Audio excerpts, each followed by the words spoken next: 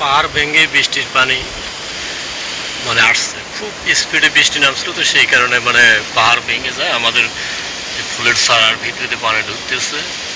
আর প্রচুর পানি, মানে যাইতেই পারতেছে না, পাইপ দিয়ে যাইতো, পাইপ দিয়ে যেতেই পারতেছে না। তো এগুলো সব ফুলের চারা। তো অন্য একটা ভিডিওতে আপনাদেরকে দেখাবো ফুলের চারা আসলে কেমন, কিভাবে কি করে সব দেখাবো।